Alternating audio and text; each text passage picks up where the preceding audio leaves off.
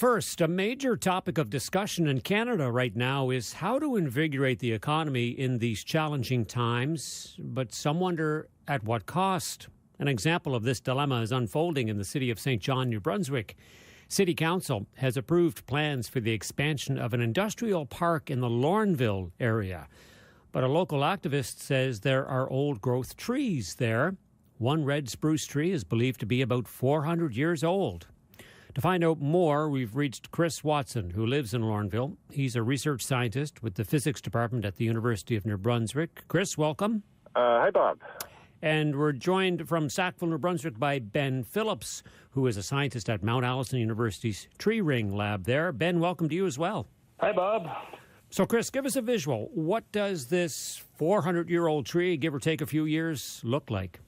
Well, it actually took me a couple of weeks to find this particular spruce stand. So I walked into this stand and could see these extremely tall spruce trees, and most of the branches kind of clustered at the top of the tree, and the branches were twisted and gnarled, and a lot of lichen growing on the branches. So immediately you could see that these trees are particularly old, and the whole stand was about I estimated to be about a few acres in size, and these very old red spruce trees kind of scattered throughout the area. And so the tree in particular that I took a measurement of, it was kind of up on a slope a little bit above a wetland area.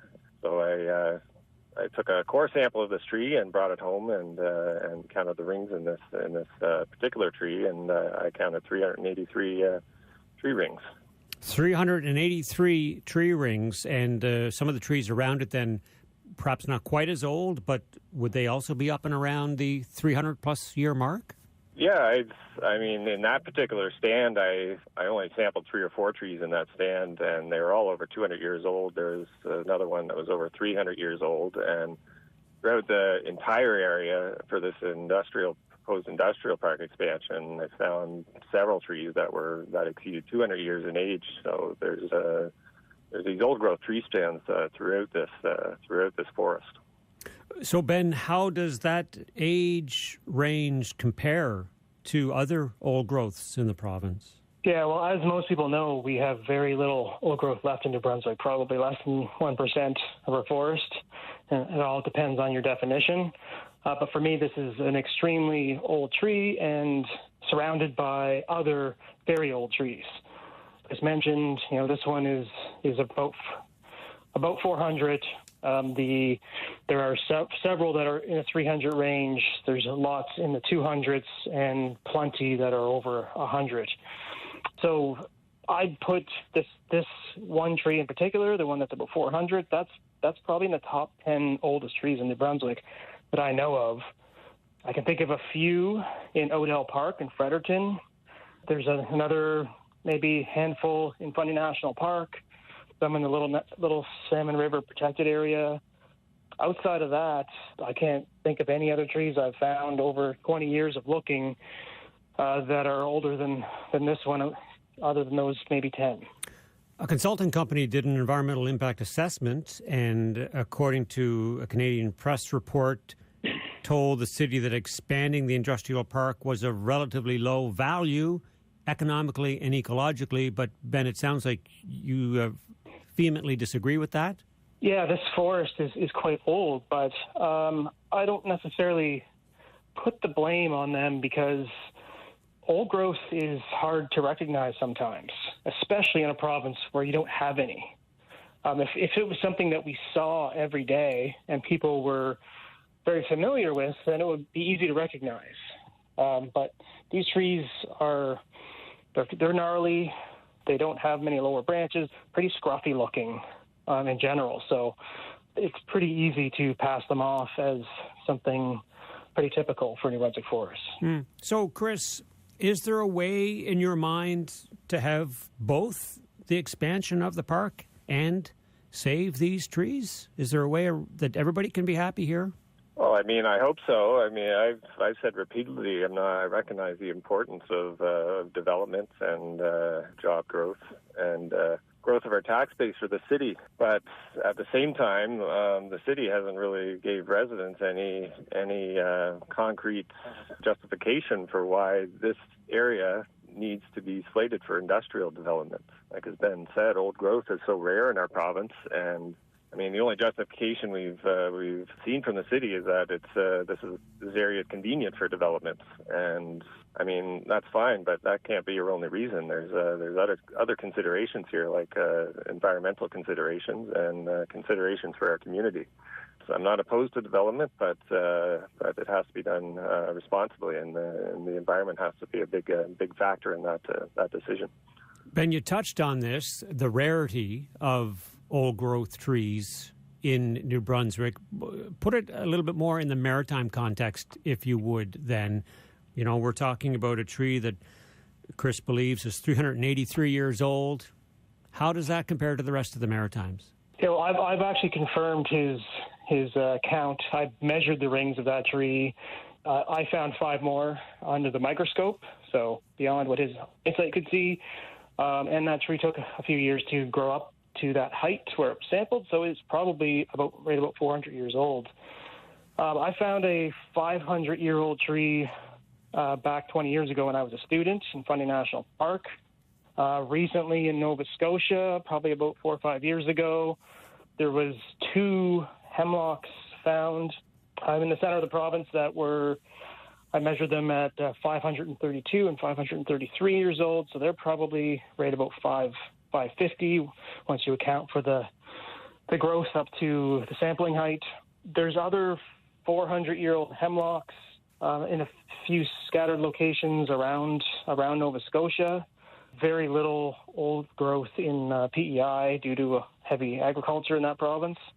So really we don't have very much left at all. And I would like to send a message to Chris here, because just buying an increment core and going into the forest nearby and finding a 400-year-old tree is something that you can't really do. So you might have an impression here that it's easy to find old growth, when in fact, it's very difficult, and it often takes many years of looking to find anything of that age. So he's really lucky to have found this, and St. John should be proud that they have this patch of old-growth forest in the city. So how long could the tree or the ones around it end up living then? I mean, it's pretty old at this point, 400-some years old. How much longer do you think it could actually live? We are threatened with climate change and disturbances like windstorms and bark beetles and those types of issues. But I mean, it's been there for 400 years. It's survived everything that nature has thrown at it for that period of time. It's certainly capable of living past 500 years old. And the trees that are only in the 200-year range or the 300-year range, they're capable of living for hundreds of years longer.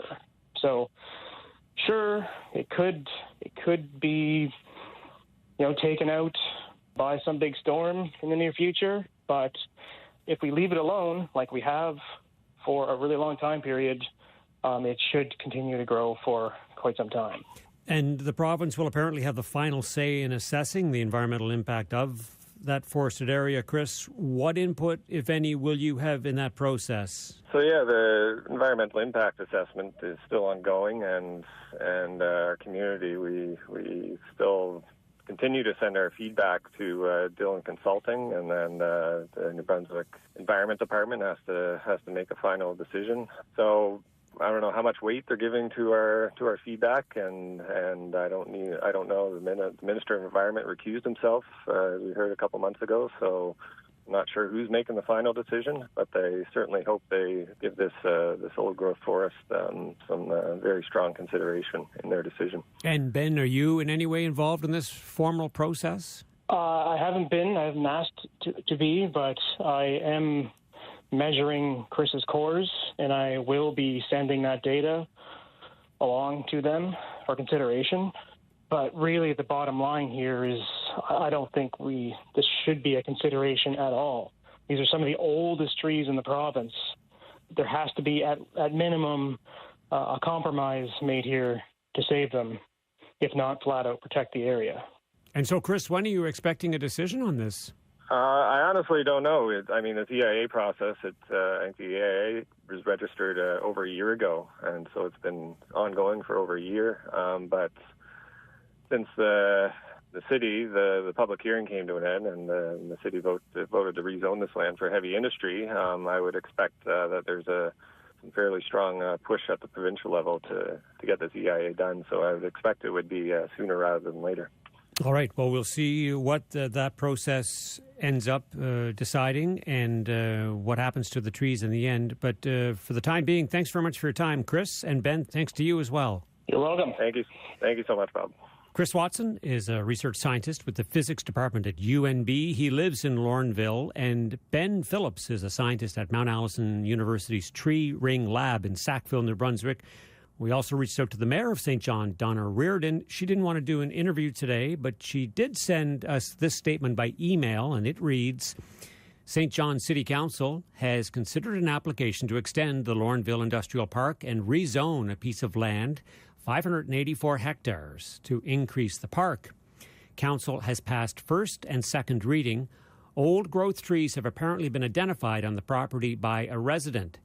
Future proposed projects or developments within the proposed Spruce Lake Industrial Park expansion would be subject to all environmental regulatory requirements.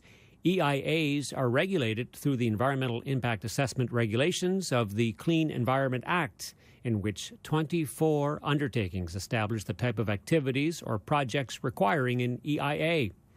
We would need to understand exactly what the landscape reveals to craft a plan regarding trees as the park moves forward. Currently, the city has no definitive information to base a tree plan of action on.